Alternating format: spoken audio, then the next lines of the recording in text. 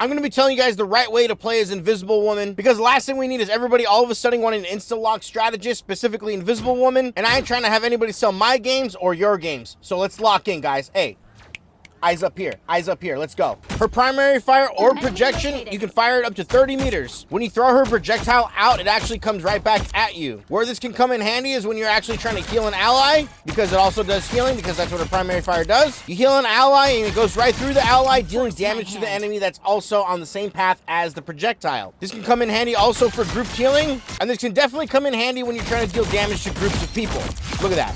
Massive damage, you guys. So your positioning is going to be very key when using Invisible Woman, because not only do you want to get the value out of healing your allies, but you also want to be able to deal damage to the enemies as well. So really work on your guys' positioning, because when you're positioned correctly, you're going to get maximum value per projectile. Moving on to our next ability, Psionic Vortex. It's basically an orb here that will slowly suck people in and dealing damage over time to them. This ability is Force Physics. This gives you two options. You can launch the enemy inwards, where you pull them in towards you, or you launch them outwards, where you push the enemies away. So check it out. So if I launch them outwards, it pushes them relatively far. You can actually knock somebody off point with this. Or you can pull them inward. This ability also deals damage. This ability is also good, especially if you want to pull somebody forward that might be overextending, right? Bring them into the fight and go ahead and deal some damage to them, maybe healing your teammates over time as well. Moving on to our next ability, Agile Strike. If you hit an enemy 3 times on the 3rd strike, you can actually knock them up. This can be really good if somebody's like in your face and you're trying to like charge it up and chain it in between your guys' primary fire. That can also be really good. From what I also found out too is that you can actually charge it up and have the 3rd one ready to go. It doesn't last long,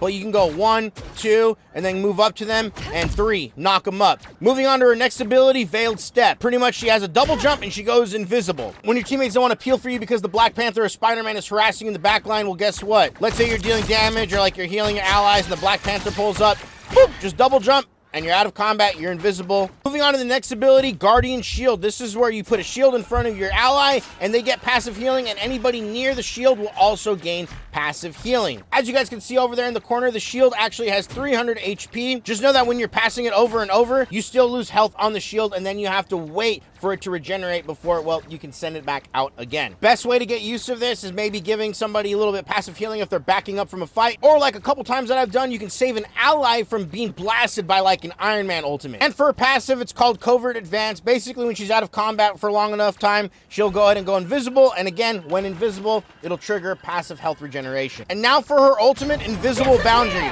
As you can see, my teammates were just about to get eliminated here, but this ultimate is just as strong as like a Mantis ultimate, not as strong as a Luna Snow ultimate, but it does give healing while inside the invisible barrier.